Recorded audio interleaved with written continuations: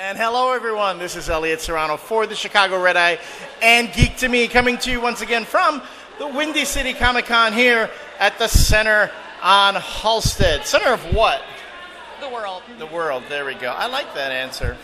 And I am joined here by the lovely and talented Jenny Frison. That's me. Jenny, as always, great to meet you. Great to see you. You too.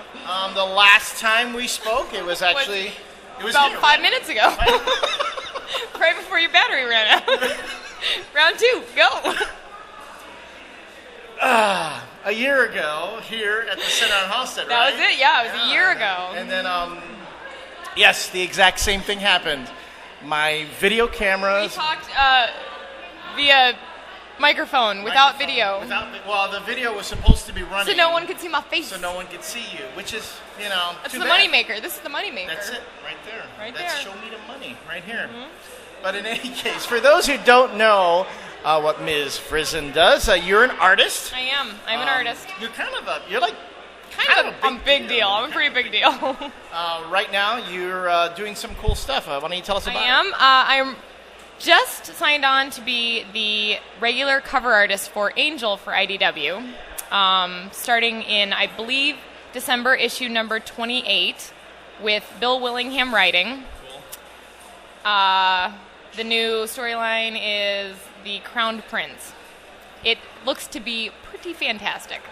And you're doing the covers. You won't be doing interiors. I will not be doing interiors. I'm just doing the covers. So you're gonna be like the Joe Chen of the Angel book. I hope so. I hope so. Why not? She's fantastic. I hope that that she is. I love her covers. In fact, Go Joe Chen. We love you, Joe. But you have done some interior work in the past. You've worked on Hack Slash. A little bit. I did Hack Slash. It has not yet come out. It will eventually. It got put on hold. Okay. But and you've also done sequential work. I have. I did a short story for Tom Stillwell for the Honor Brigade. Honor Guard. Sorry. How embarrassing. My story was called Off the Rack. I remember that. I remember the name of my story. He just gave me the book today, so awesome. Not my fault. And you've also worked, I know the last time we spoke, you were working on Chicago 1968. 1968, that is correct. That is the year. Cody. With Len Cody. Len Cody, about the whole, the Democratic Convention Turbulent in Chicago, era. And Abby Hoffman and all that. The cool yippies stuff. and... The yippies and the yuppies and the nippies. And Mayor Daley. the mayor. The mayor. So you have a lot of experience. I mean, you're a local talent. I am. I live here in Chicago. Here in Chicago. Where did you go to school? I graduated from Northern Illinois University, and then I studied for 2 years. Huskies. I studied for 2 years at the Kubert School in New Jersey. Awesome. Mm-hmm. What was that like going to the Kubert School? It was a little bit like going back in time. They don't usually get students that have degrees, and a lot of their students are right out of high school, so it was a little bit like going back to high school, or more like going back to community college. we had classes from 8 to 3 every day, and you had to be there every day, and you couldn't leave. You couldn't leave to go make copies and stuff like that. You couldn't leave the building to go make copies and stuff like that. They didn't chain you to your drawing table. No, they did not. After having gone to college and taken a year off, and it was a little bit going back in time, but it was very intensive. We had 10 classes a week, so 10 assignments a week, and it was just about quick turnaround and getting your work done and kind of pummeling you with assignments, and by proxy, you pretty much have to get better. So now you are what in my estimation is a somewhat rare breed. Am I? Yeah, you're a female in a very male-dominated industry. Come on, comic books? Really? Is that what's down there? What? And I ask this question a lot to the female creators I speak with, but what is that like? I actually get that question quite a bit, and I don't really know what to say about it. It is... I would like to think, I'm sure it does sort of set me apart a little bit, but really all that I think is important, probably for any job, but specifically for comics, is that you work hard, you're easy to work with, you're on time, and you're talented. And I don't think anything else really should matter. You're absolutely right about that. No, I mean, nothing else really should matter, but there is a very male culture in the industry. The only difference is all of my editors lay their coats over puddles when we go for walks together, which, as anyone that works in the comic book industry knows, happens very often. Very often. Yeah, but because you're a penciler, though, that has nothing to do with you. I'm fragile. I'm a fragile flower.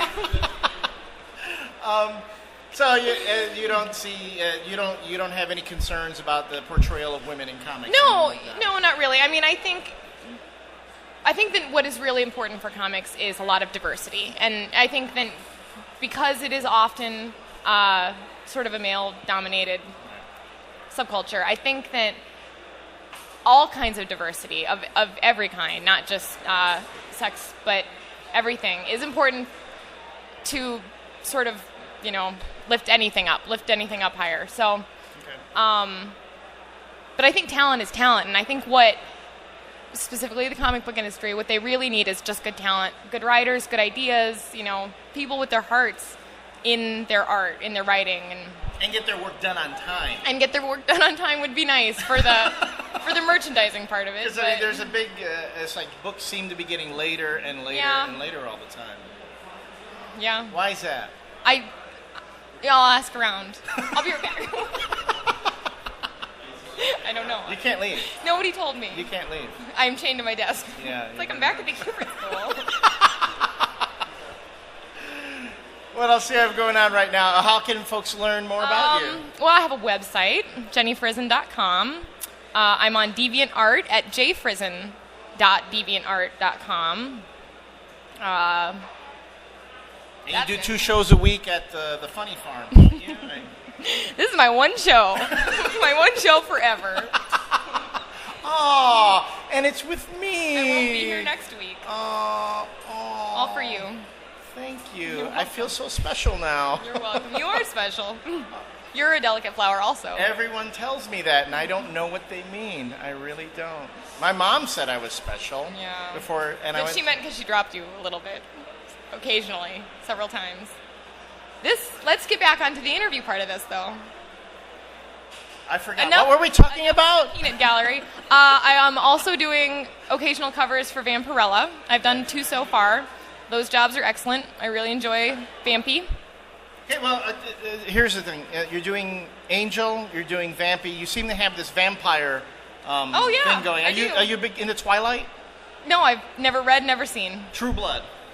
I have watched the first season. What'd you think? I was pleased by the end of it. I was a little bit crotchety about it in the beginning. Really? Like what? I'll tell you what my problem was if you tell me what yours was. Okay, if we're really going to get into it, I kind of felt like they had too many themes going on at once, and they all kind of just went wherever, and they'd take too long to come back, and I'd forget what was going on. Mm-hmm. But by the end, I thought, well, I feel pretty good about this. I mean, not all of the lines were tied up, but it was like Brian Bendis writing.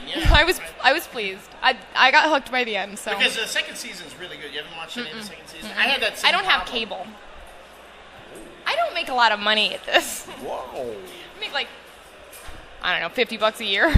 Wow. That's not. I'm gonna buy you a sandwich to take home now. I need that. What did you think? I thought it was too much like Buffy in the beginning. Okay. Like, being too much like Buffy the Vampire Slayer, one of my all-time favorite shows. Okay.